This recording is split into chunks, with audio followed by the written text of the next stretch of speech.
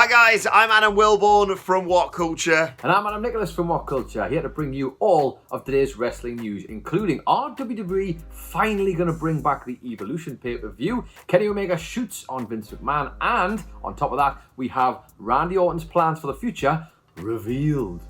Plus, who won this week's Wednesday Night War? FTR reveal locker room heat after going on Jim Cornette's podcast, and Shawn Michaels has praised two NXT superstars. This is the news. This is indeed the news, but let's start first with a story that's both interesting and I am slightly skeptical on, but I hope it's true because I would like to say this very much. WWE are potentially considering bringing back the Evolution pay-per-view. Evolution 2, I guess we would call it at this point, although I'm sure they'd find a way of making it called something stupid. But PW Unlimited are reporting this. They've said it basically because WWE are considering putting a pay-per-view on around August 30th. That's the date that they have in mind, potentially, for this pay-per-view. Although, at the moment, that could either be the Evolution 2 pay-per-view or perhaps a rescheduled date for SummerSlam. There is no confirmation yet, unfortunately, about either of those, but they are in talks for this. And I guess it would make sense because they have been pushing a lot of the women's wrestlers right now. Sasha and Bayley, Asuka, Io Shirai and NXT, they've all really been supporting their respective brands during this very difficult time of the empty arena era, and it'd be nice to see them get some sort of reward for that, really, wouldn't it? Obviously, if this does happen, it would feature stars from Raw, SmackDown and NXT, as the previous ones did. Adam Wilborn, this is potentially very exciting news. Evolution? Oh, yes, please. Hello. Look, I think we've mentioned this on heaps of podcasts over the last year or so. Yeah, it's crying out for an all-women's WWE pay-per-view again. I think genuinely we were surprised when they didn't just put it on again after those Saudi shows. It's right there, and all your talent is usually stuck in Saudi Arabia, but better late than never. My other question would be, what AEW shows at the end of August then? Because that's another reason why they just randomly chuck a pay-per-view on. But yeah, I think you could argue that any time in the last 2 years you could have put on another all-women's WWE pay-per-view and it would have been good. But right now, the women's talent is just red hot. You talk about Bayley, Sasha, and the need to sort of establish new female stars in the wake of Charlotte Flair and Becky Lynch not being around so much. I think you could take stars, like you say, Raw, SmackDown. You could bring in legends like Trish Stratus. I know, obviously, Alexa Bliss was still wanting to have that match that she unfortunately didn't manage to do at the original Evolution because of concussion issues. And, you know, people like Kaylee Ray, NXT UK superstars, if the ongoing Global Bastard allows another platform for them to showcase their excellent talents, would be fantastic. I don't see, this is one of the few WWE things where, like, I think everyone will be like, yes, what harm can it do? Like, just put it on and showcase what the strengths that you have. And on top of that, let's be honest, they owe us one anyway, right? Yeah. So what I'm suggesting is, why would you just settle at one date? Why not make it 2 dates? Put it over 2 days. And also, if you're going to do an Evolution pay-per-view, and we are technically counting women's wrestlers who work for WWE, you want to get on the phone to Meiko Satomura and just put her in 5 matches on night 2, and I will watch the whole goddamn thing, because if you haven't seen her run in the Mae Young Classic 2, go and watch that. It's the best thing since sliced bread. Meiko Satomura is my favourite women's wrestler. Shut up. You and Hamflet were doing some tweets about this the other, I think last week perhaps, and I just used your tweets as a sort of cheat sheet as we talked about all these underrated women's matches. We talked about, you know, Nikki versus Ronda at Evolution. We talked about Sasha versus Ronda at the Royal Rumble. We talked about, almost all the matches in the Mae Young Classic. Like you say, not just Meiko Satomura, but the rise of, you know, the stars that we see today, the exposure that someone like Mercedes Martinez, who you got me hooked on as a result of all that, has got. I think it's the perfect time. I would, you know, WWE has had yet another awful year when it comes to PR. Yeah. This would slightly balance things out. Not by any stretch of the imagination leveling it up, but just a little bit of goodwill, and I think it's needed and it's necessary. It would be a good start, wouldn't it? Let's put it that way. Indeed. Right, let's piss everyone off by talking about the Wednesday Night War. Yet again, there's no right answer here in terms of who won the Wednesday Night War. NXT won the ratings battle for a third consecutive week. They drew 759,000 viewers to AEW's 715,000 viewers.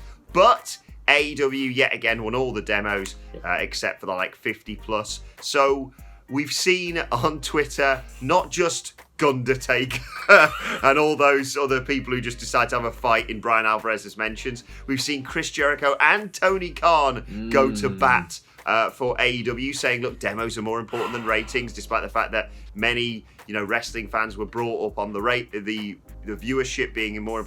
I don't know what the right answer here is, to be honest. I think the best thing that was said about it came from FTR, who basically just said, look, it's just two great shows of wrestling, Great American Bash and Fyter Fest Night 2 shows.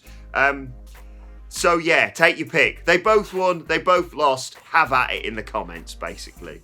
Yeah, I have to say that it's always fascinating. I'm excited and also dread when Thursday comes around, because this is going to be flying around on the timeline on Twitter.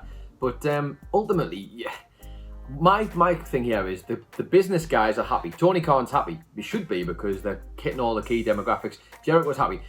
Why do they feel they need to defend themselves? It's within their right, absolutely within their right. But why bother? These people have gone online to just wind them up. Anyway, all they're doing is giving them what they want. And I know they can tell everybody in the world just how great the show is. And it is great. Both shows were great. Honestly, if anybody, I know a lot of people say, the ratings do matter. They do matter. They do to whoever they matter to. But then to the rest of us, let's just enjoy the wrestling, man. Genuinely. You've got the best tag team wrestling in the world on AEW. The best women's division in the world on NXT. What more can you ask for? Yeah, exactly. Just enjoy Wednesday nights for what they are. And that time that Michael Hamlet predicted of both shows combined beating Monday Night Raw. It's getting close. It's getting ever closer. I was really disappointed when I saw them both doing 700 odd numbers, because I thought, bit of a chance with Raw doing a 1.6, whatever it is. But I think it's going to come. Both shows are great. Watch both shows. Support both shows. Yeah, definitely. And just change your thinking. Yeah, it doesn't have to be the be-all and end-all. And the two companies don't have to go at each other's throats. Anyway, let's move on to the next story, where one person from one company is getting at the throat of someone from another company, shall we?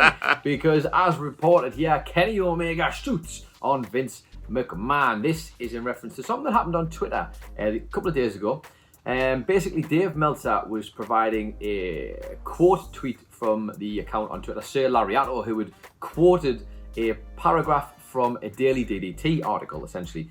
Meltzer corroborated that the story in there was true. So this, as it said on the website, it said, the former New Japan star apparently went backstage during the show. When Ibushi first went back there, he gave a high five to a big man. Out of all the people in the building, that big man turned out to be Vince McMahon, owner of WWE. Ibushi had no idea who he was, which made the staff really upset. So before we get into Omega's tweet, genuinely, a lot of people losing their minds about this. This can't be true. This is ridiculous. Everyone knows who Vince McMahon is, etc., etc. But I love the idea of this energy from Kota Ibushi, I should point out. However, that's not even the key part of this story, because Kenny Omega jumped on Dave Meltzer's retweet and basically had this to say regarding the whole scenario.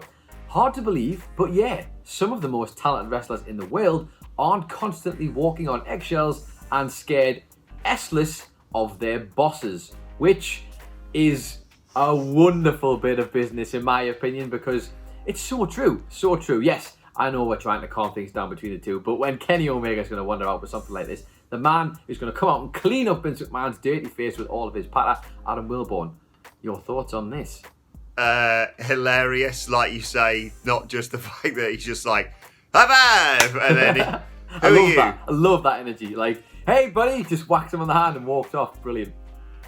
Just completely no-sells it. And then, yeah, I mean, Kenny Omega's not wrong, is he? Although, to be fair, not all wrestlers are walking on eggshells and scared S-less of Vince McMahon. Some of them have weird wrestling matches with him. So, True. we all saw on the last ride when he just sort of grapples with the Undertaker a little bit, and it all gets a little bit weird.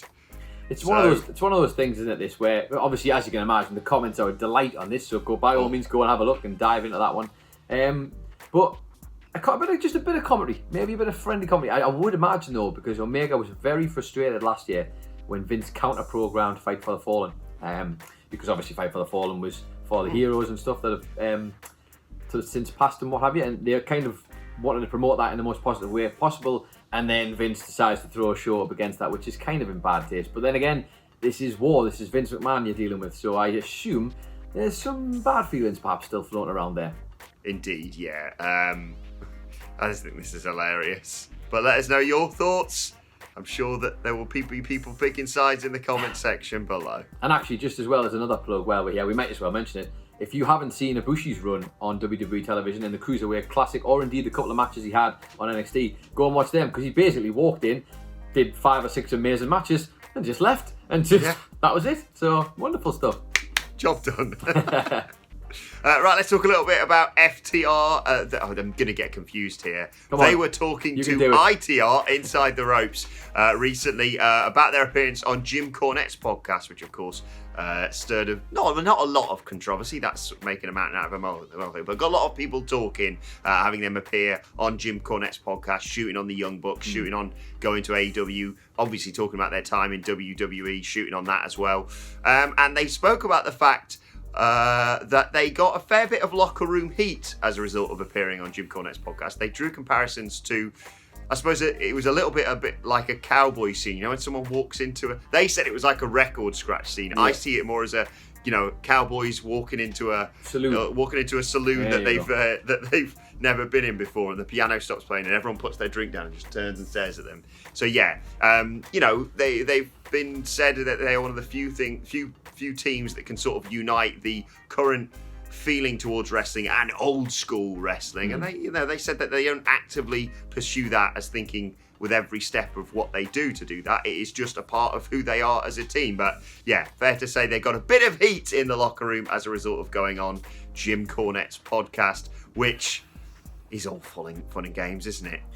I think it's a funny one, isn't it? Because for the likes of Dax Harwood and Cash Wheeler, I guess we're calling them these days, that's a guy who they admire from the business of wrestling standpoint, I guess. Everything he did in the business, which was around the time and the era of tag team wrestling at its highest, when the sort of the stars that were there they can relate to, because they are the modern incarnation of that. God knows Jim Ross was trying his best to tell you that repeatedly, and for good reason, because they really are. They're the modern day version. But I would like to assume not all of the things of his they agree with, but they do like his wrestling background, which is always nice, that, isn't it? Cannot wait to see what Cornette says about them teaming with the Young Bucks and doing moves with the Young Bucks. Imagine what he's got to say about that Canadian destroyer off the ropes into the people. Oh, that'll be interesting, won't it? Get the popcorn.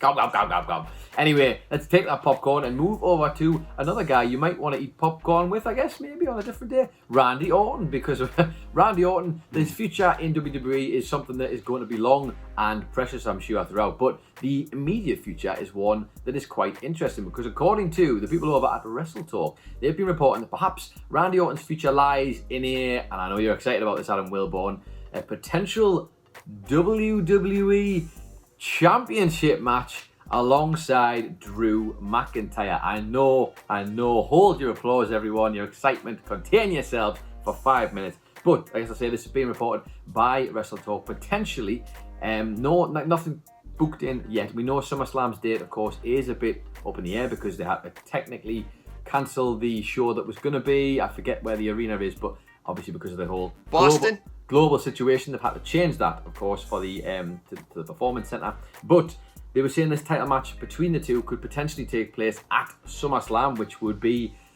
I guess, in Vince McMahon's eyes and probably quite a few others, a fairly big-sized match, and someone they've built Orton up, haven't they? Let's be honest, they're building him up. He's knocking off a lot. I was going to say killing people, yeah. A legend killing, I guess, to a certain degree. He's beating up a lot of people at the moment. He's getting a lot of hype. It was wonderful watching him grab Angel Garza by the throat, and just even that's someone on his own team. Imagine what he'll do to you. But yes, that's what they could potentially be building to at SummerSlam. Although Orton had previously pitched wanting to work with some NXT stars, and it seems like that may not be happening, and we could be heading down the same old route of Randy Orton and a WWE champion, Adam Wilborn. What do you reckon about this?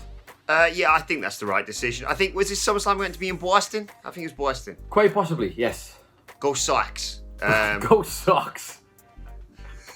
But no, I think this is the right decision. Look, at the end of the day, the horror show at Extreme Rules is basically just spinning their wheels until they can get to SummerSlam with both the Universal Championship and Bray and Braun, and Drew's WWE Championship. I doubt there's many people, even Dolph Ziggler, who thinks that Dolph Ziggler is going to win the title, regardless of the stipulation he chooses next Sunday. And Randy, hopefully, don't have a long match. Please don't be a boring match.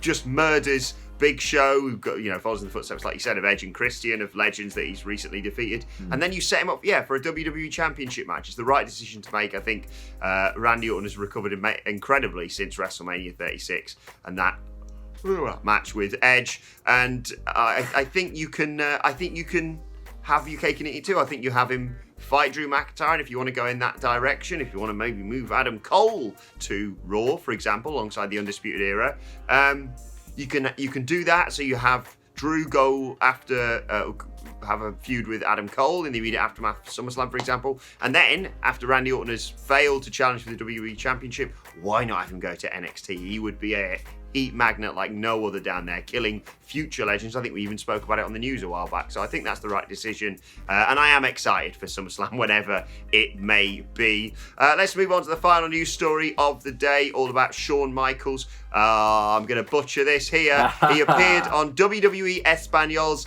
El Brunch de WWE show this week. Very good. I apologise for that. And he had specific praise for two NXT superstars.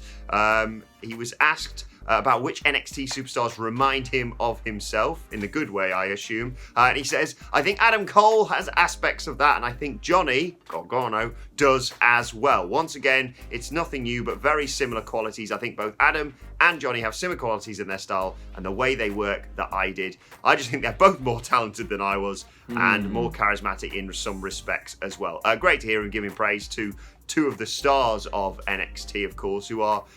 I mean, Gargano has had a hell of a resurgence since turning heel, after everyone was a bit like, what's this? He's got a dick cup on his table and he's doing a weird effects. And now he looks great. He had a fantastic match with Swerve on the Great American Bash Night 2. He's done some great stuff with Keith Lee, for example.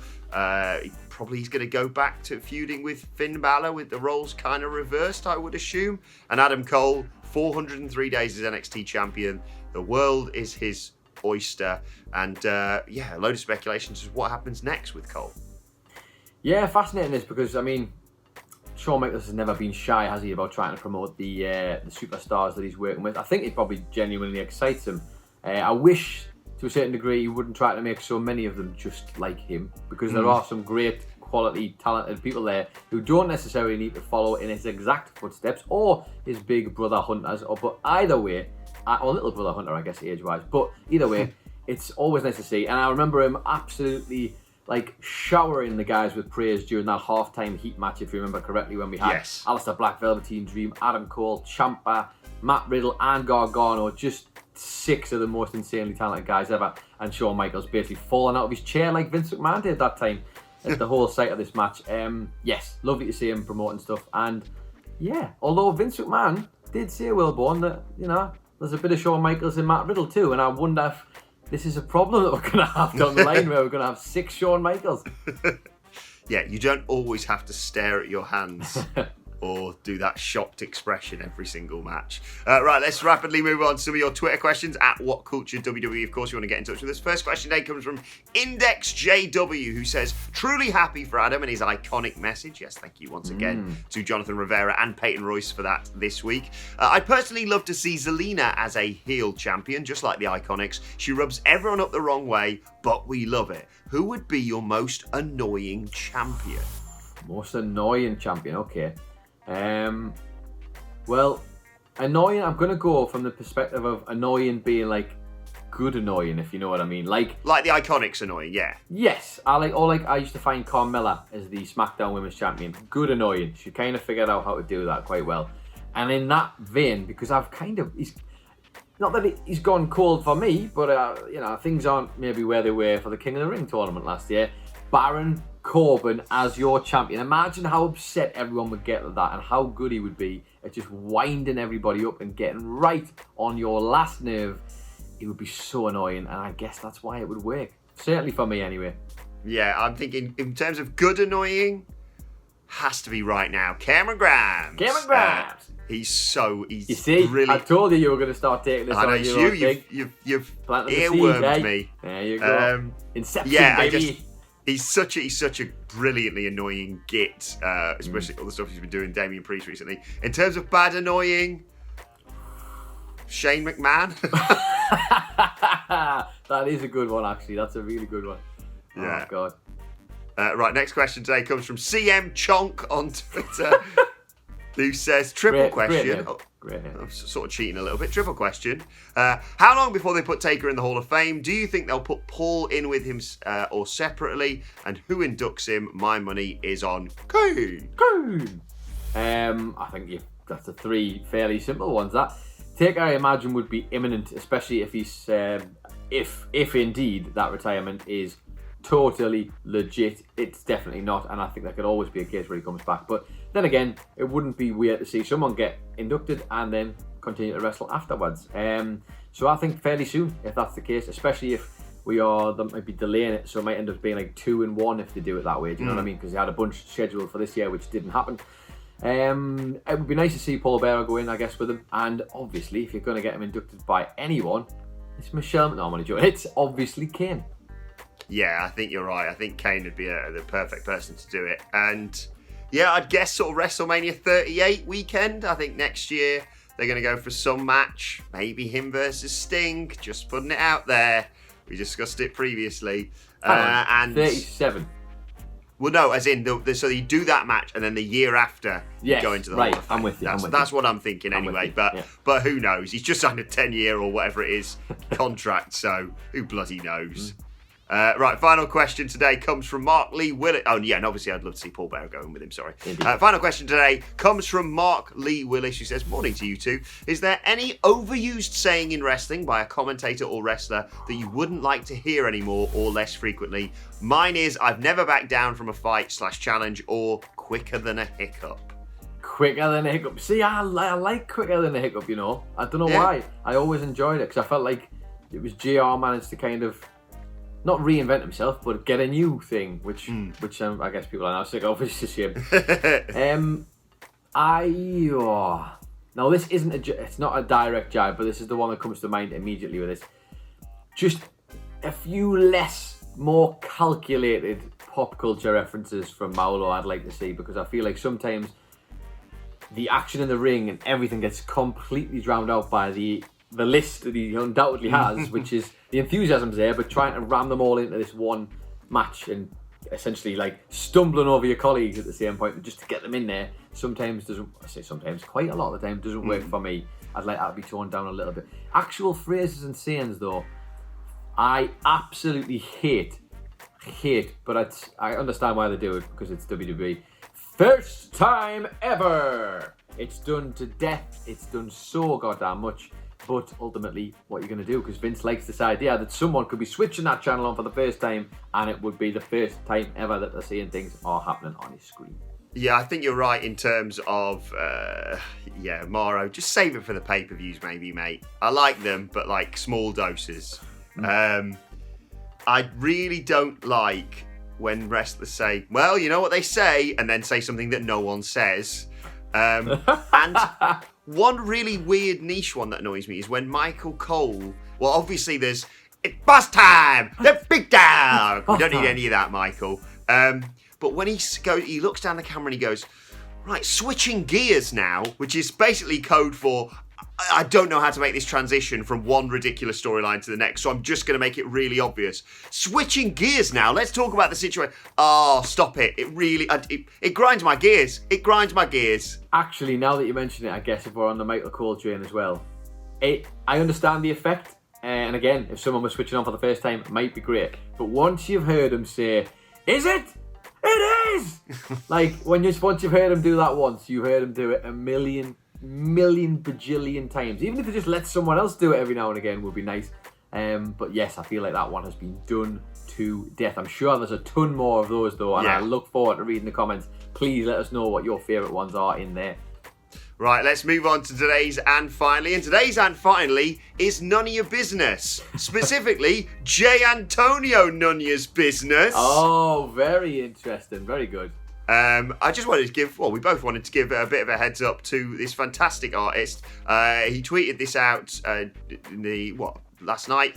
Congratulations to double champ at Real Keith Lee for not only retaining the North American Championship but capturing the NXT Heavyweight Championship. Here is my finished piece of Keith. Feel free to tag Keith Lee, NXT wrestling fans, and this wonderful drawing of Keith Lee with the two championships. I just want to give a brilliant artist a bit of the credit that he deserves, Nicholas. Absolutely, always nice to see. I mean, I think that especially now, because a lot of people have been stuck indoors, graphic designers and illustrators of that ilk have been running riot because they've had, I guess, not a lot to do elsewhere. But there's some wonderful stuff out there. This is certainly a good example. Nolanium as well. I might as well mention another one while we're here.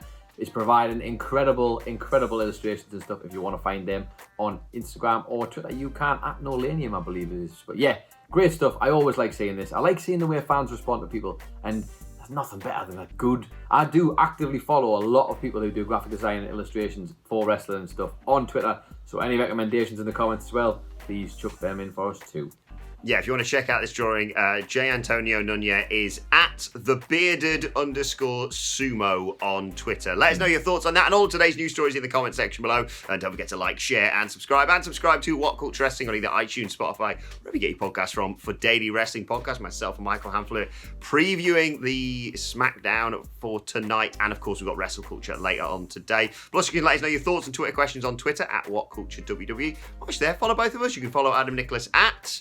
It's Adam Nicholas, and you can follow Adam Wilborn at Adam Wilborn. Follow us all at WhatCultureWWE. But for now, my thanks to Adam Nicholas. Thank you for joining us, and we will see you soon.